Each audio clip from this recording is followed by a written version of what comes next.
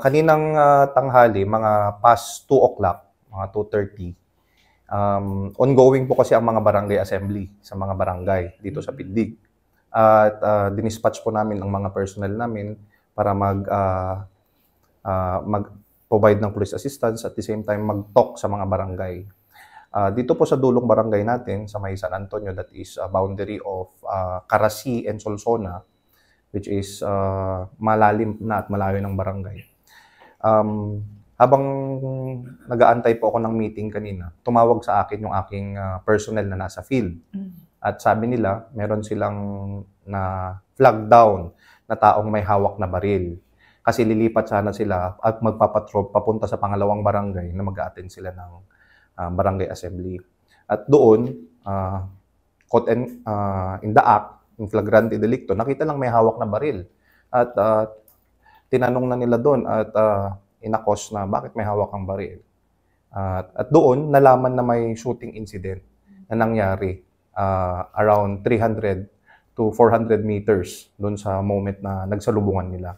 At tumawag siya sa akin kaagad at dali-dali naman kaming tumakbo at pumunta sa area kasama yung ibang police personnel ko na nasa field. At nakita namin doon yung nakabulagtan na dalawang pasahero ng makeshift na motorsiklo na kurong-kurong. At nakita namin yung isang babae at isang lalaki na wala nang malay at presume na namatay na. At tumawag kami ng assistance ng SOCO, assistance ng other agencies para tulungan kami mag-process. And sa pag-declare din ng ating Rural Health Unit Doctor, physician, si Dr. Maricon, dineclare niya na dead on the spot yung ating mga biktima. Okay po. So ano po yung nakikita nating motibo, sir? Para sa motibo, nung nag-investigate kami kanina at until now, isa pa lang yung lumalabas na motive namin na clear, which is meron siyang personal na galit na sa mag-ina dahil sa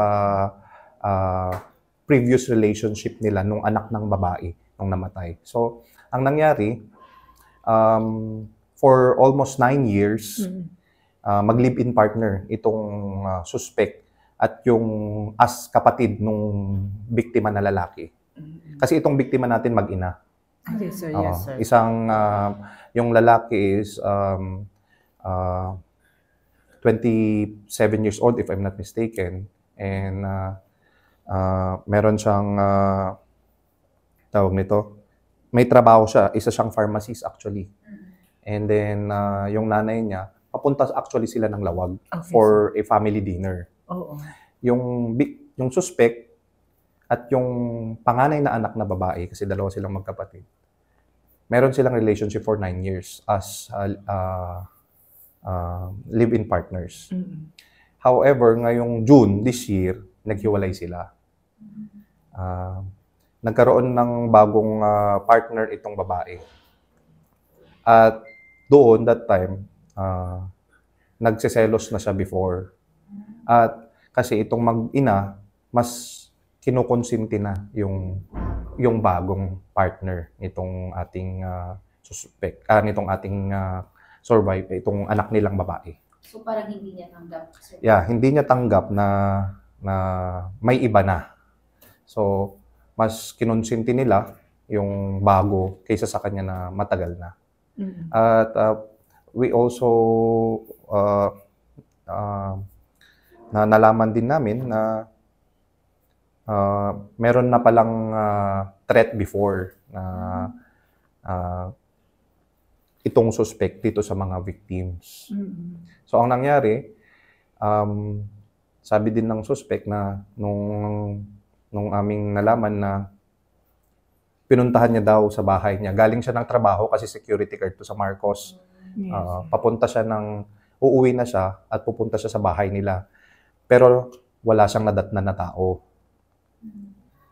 Ngayon, lumabas siya, nakita niya yung mag-ina kasama yung driver at dalawang anak pa na backride nung kurong-kurong. Papunta sila sa Lawag at nandun nag-aantay itong panganay na anak na babae for a family dinner. Ngayon, sinundan niya dito sa part ng hilly portion ng San Antonio at doon pinahinto niya yung driver. Huminto ka nga, nagsarding ka man. And then kinausap niya yung passenger na parang nilabas niya na yung sama ng loob niya at binaril niya ng mga ilang beses. Saan parte ng kanilang katawan, sir? Based on our reports, may mga tama sa parte ng katawan na sa likod at iba pang part which resulted sa death nitong tao. Around 3:00 na kanina. Past 2:40 ganun onward. Ilang balang pumasok, sir? Ongoing pa pero may nakita si doktora na 3 tama ng bala sa katawan. But the official report will be soon published. Gumamit ng caliber 45 itong suspect natin at ongoing po ang verification namin kung meron itong lisensya. But still, we are trying our best na makita kaagad-agad yung lisensya niya kung meron man. Anong kaso, sir? For the killing, we will file 2 counts of murder and at the same time the illegal possession of firearm kasi nga meron po kaming doon sa moment na aktuhan siyang may hawak siya ng baril. Yun po yung aming ipipila. Yung suspect? Yung suspect is from La Paz, Abra. Taga-Abra po siya.